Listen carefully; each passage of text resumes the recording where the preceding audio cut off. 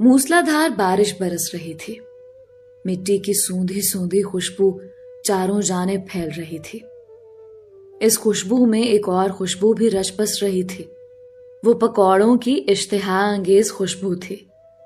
रबाब अपने किचन में जोरों शोर से पकौड़े तलने में मसरूफ थी। बारिश की पहली बूंद के साथ ही उसके अंदर समोसे पकौड़े खाने की ख्वाहिश जाग जाती थी और वो जरा भी सुस्ती ना करती। अब भी सारे घर वाले इंतजार कर रहे थे कि कब वो हमेशा की तरह चाय के साथ लवाजमात लेकर किचन से बाहर निकले। इतने में हैदर खुले दरवाजे से अंदर दाखिल हुआ। उसने बारिश से बचने के लिए सर पर अपनी किताब को पकड़ रखा था, मगर उसके बावजूद पूरी तरह गीला था।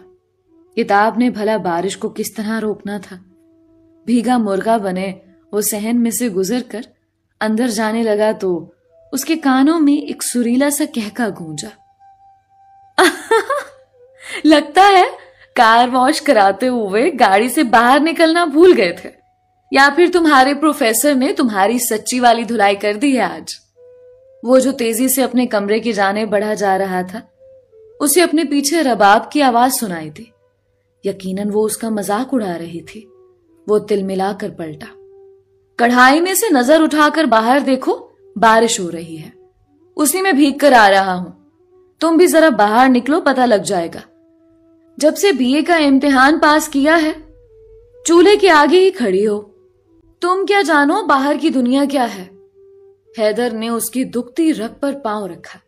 वो जानता था रबाब पढ़ाई की कितनी शौकीन है, मगर बड़े अब्बा ने उसे बीए के बाद आगे पढ़ने की इजाजत ही ना दी। सो उसने भी चुपचाप दिल पर पत्थर रखा और घर के तमाम कामों की जिम्मेदारी उठा ली। मेरे बजाय तुम जो पढ़ रहे हो काफी नहीं है? देख लेते हैं तुम कौन सा चांद चढ़ाते हो। हैदर ने उसके तासुरात से जान लिया कि उसका वार कारगर रहा है, इसलिए मुस्कुराता हुआ पलट गया।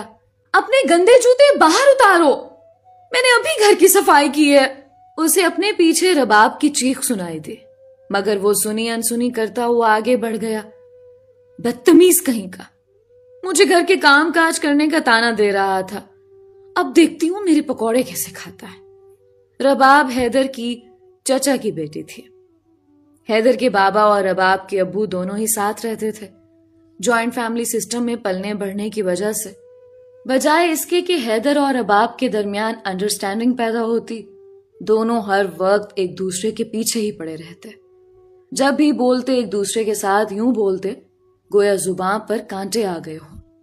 हैदर की अम्मी जब जब उन दोनों को आपस में लड़ते हुए देखती, बोलने लग जाती कि अल्लाह जाने इन दोनों बच्चों को क्या हुआ है। घर में दूसरे बच्चे भी तो हैं, मजाल है कभी एक दूसरे के साथ इस तरह लड़े हों जैसे ये दोनों लड़ते हैं।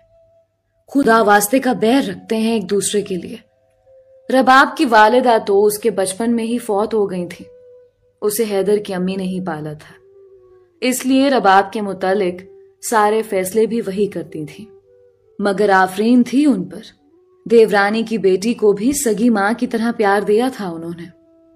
रबाब जैसे ही पकौड़े तलकर किचन से बाहर निकली, सामने ही लाउंज में सब घर वालों के साथ हैदर भी बैठा नजर आया। चाय और पकौड़े टेबल पर रखते हुए रबाब ने पूरी कोशिश की कि वो पकौड़ों की प्लेट हैदर से दूर ही रखे, मगर वो भी अपने नाम का उस्ताद था। कहने लगा, अम्मी बहुत जोर से भूख लगी है यार, आज तो यूनिवर्सिटी में भी कुछ नहीं खाया था, जरा ये पकौड़े तो दीजिएगा। अम्मी तो वारी सदके होने लगी और रबाब जल भुन गई, मगर उसकी ताए जान मौजूद थी। वो कुछ कह भी नहीं सकती थी। खामोशी से जी जलाती हुई चाय पीने लगी। सभी तारीफ कर रहे थे कि उसने बहुत अच्छे पकौड़े बनाए हैं। बारिश थम चुकी थी। अगले ही दिन रबाब ने घर में गैर मामूली चहल पहल महसूस की। इस्लामाबाद वाली खाला जो आ रही थी, मगर रबाब को समझ ना आया, वो तो हमेशा तभी आती थी जब छुट्टियां होती थी। अब ये बारिशों के महीने में वो क्यों आ रही थी? ताई जान भी आए रोज बाजारों के चक्कर लगा रही थी। जब भी वो देखती, अब्बा, बड़े अब्बा और ताई जान सर जोड़े आपस में कोई बात कर रहे होते। لیکن جو ہی وہ پاس جاتی دونوں خاموش ہو جاتے۔ اس کی سمجھ نہ آ رہی تھی کہ آخر یہ گھر میں چل کیا رہا ہے۔ ایک دو بار تو اس نے حیدر کو بھی ان دونوں کے ساتھ سر جوڑ کر باتیں کرتے ہوئے دیکھا۔ اسے دیکھ کر وہ ہمیشہ کی طرح مسکرایا تھا۔ مجھے جلاتا رہتا ہے کہ میں اپنے ماں باپ کا کتنا لاڈلا ہوں، اسی لیے تو وہ اسے ساتھ بٹھا کر سارے اہم معاملات ڈسکس کرتے ہیں۔ کاش میری بھی اماں زندہ ہوتی، میں بھی ان سے بیٹھ کر اپنے دل کی باتیں کرتی۔ وہ بلا وجہ ہی جذباتی ہونے لگی، حالانکہ جانتی تھی کہ تائی اماں اسے بالکل سگی ماں کی طرح محبت کرتی ہیں۔ خالہ جان آ گئی تھی، گھر میں خوب رونق لگ گئی۔ سارے کازنز رات دیر تک جاگتے رہے۔ ایسے ہی ایک دن جب وہ اپنے کمرے میں کپڑے استری کر رہی تھی، خالہ جان آ گئی۔ ارے چلو بھائی، تم یہاں بیٹھی ہو، وہاں تمہارے متعلق بڑے بڑے فیصلے ہو گئے، چلو اب دیر مت کرو، پہلے ہی سب لوگ انتظار کر رہے ہیں۔ کیسے فیصلے خالہ؟ رباب تو حیران ہی رہ گئی، لیکن خالہ تو کچھ بتانے کے موڈ میں ہی نہیں تھی۔ ان کی تو خوشی کے مارے آواز ہی نہیں نکل رہی تھی۔ ارے بس چلو چلو جلدی کرو، خود ہی پتہ لگ جائے گا تمہیں۔ خالہ اسے تقریباً گھسیٹتے ہوئے نیچے لاؤنج میں لے آئیں۔ وہاں کا تو منظر ہی عجیب تھا۔ سامنے صوفے پر تائی جان اور بڑے ابا بیٹھے تھے، ان کے ساتھ ہی حیدر بیٹھا تھا۔ اس کے چہرے پر وہی ازلی مسکراہٹ تھی۔ ابا بھی وہیں ایک صوفے پہ بیٹھے مسکرا رہے تھے۔ سارے کازنز جمع تھے اور مسکرا رہے تھے۔ یا اللہ، میری شادی تو نہیں کرنے لگے سب، ایسے مجھے دیکھ کر مسکرا کیوں رہے ہیں؟ دل ہی دل میں سوچتی ہوئی رباب سیڑھیاں اترتی نیچے آئی۔ خالہ نے فٹافٹ اسے صوفے پر حیدر کے برابر بٹھا دیا۔ اس سے پہلے کہ وہ کچھ سمجھ پاتی، خالہ نے اس کے سر پر ایک لال سا دوپٹہ اڑا دیا۔ چلو بھائی، جلدی سے رسم شروع کرو، اپنی امانت کو دنیا کے سامنے انگوٹھی پہناؤ۔ یہ خالہ جان کیا کہہ رہی تھی اور کس سے کہہ رہی تھی؟ رباب نے ایک نظر دیکھا، اس کے برابر میں حیدر بیٹھا تھا۔ خالہ اسی سے مخاطب تھی۔ تائی جان اور بڑے ابا بھی ہاں میں ہاں ملانے لگے۔ ہاں بھائی جلدی کرو، بہت عرصہ انتظار کر لیا، ہو جائے گی تمہاری پڑھائی بھی مکمل۔ میں بیمار رہتا ہوں، تمہاری خوشیاں دیکھ لینا چاہتا ہوں، اب جلدی سے میری رباب کو انگوٹھی پہنا دو۔ رباب منتظر تھی کہ کب حیدر انگوٹھی پھینک کر شور مچانا شروع کر دے، کیونکہ وہ تو اسے سخت ناپسند کرتا تھا۔ لیکن یہ کیا؟ اس نے تو مسکراتے ہوئے خالہ سے انگوٹھی لے لی۔ رباب کا دل زور زور سے دھڑکنے لگا۔ اچانک سے اسے اپنے کان کے پاس ایک سرگوشی سے سنائی دی۔ اپنا ہاتھ آگے کرو یا زبردستی پکڑ لو۔ وہ تو ویسے ہی ٹھنڈی پڑ رہی تھی۔ آہستگی سے اس کا ہاتھ پکڑ کے حیدر نے انگوٹھی پہنا دی۔ خالہ جان تائی جان کو مبارکباد دینے لگی۔ تائی نے اس کا سر چوما اور خوش رہنے کی دعا دی، مگر وہ تو سن بیٹھی تھی۔ یہ سب کچھ اچانک سے کیسے ہو گیا تھا؟ جلد ہی وہ وہاں سے اٹھ گئی۔ سب لوگوں نے خیال کیا کہ اسے شرم آ گئی ہے۔ اسے یہ سب کچھ بہت عجیب لگ رہا تھا۔ حیدر نے اسے کبھی اچھے طریقے سے بات نہیں کی تھی۔ اس کے دل میں حیدر کے لیے بہت سارے شکوے تھے۔ آخر میں اس سے کس طرح شادی کر لوں؟ سیدھے منہ کبھی مجھ سے بات نہیں کی نواب نے، اور اب کیسے دانت نکال کر انگوٹھی پہنا رہا تھا، جیسے انتظار ہی اسی لمحے کا کر رہا ہو۔ عجیب سی کیفیت اس کے دل پر دستک دے رہی تھی۔ اسی وجہ سے وہ رات دیر تک جاگتی رہی۔ پھر جب پیاس محسوس ہونے لگی تو پانی پینے کے لیے کچن میں چلی آئی۔ ابھی وہ بوتل میں سے گلاس میں پانی انڈیل ہی رہی تھی کہ اسے اپنے پیچھے کھٹکا سنائی دیا۔ اوہ، تو میری ہونے والی بیوی کو پیاس لگی ہے۔ خود کیوں محنت کر رہی ہو؟ لاؤ نا، میں پانی ڈال دیتا ہوں۔ مسکراتی ہوئی آواز پر رباب نے پیچھے مڑ کر دیکھا۔ وہ کچن کے دروازے پر کھڑا تھا، سونے کے لباس میں ہمیشہ کی طرح بہت دلکش لگ رہا تھا۔ آج پہلی بار رباب نے اسے دوسری نظر سے دیکھا تھا، مگر اسے حیرت کا جھگڑنا یاد تھا۔ رباب نے آگے بڑھ کر اسے کہا، کس خوشی میں ہونے والی بیوی ہوں میں تمہاری؟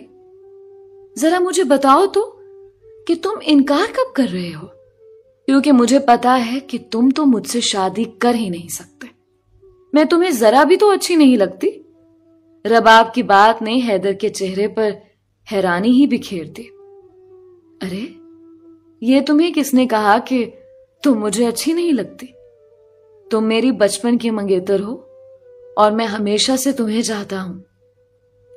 بس وہ تو تمہیں چھیڑنے کے لیے ہمیشہ ضد کیے رکھتا تھا، اور وہ تو آگے بھی کرتا رہوں گا، کیونکہ جب تک تم سے لڑائی نہ کر لوں میرا تو دن ہی نہیں گزرتا یار۔ کیا کہا؟ بچپن کی منگنی؟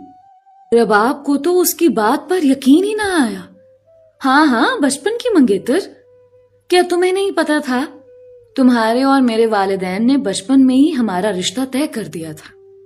میں یہ بات میٹرک میں جان گیا تھا اور بہت خوش تھا، جانتا تھا جلد ہی میرا اور تمہارا رشتہ مکمل ہو جائے گا، اسی لیے تو آتے جاتے تم سے مخاطب ہونے کے بہانے ڈھونڈتا تھا۔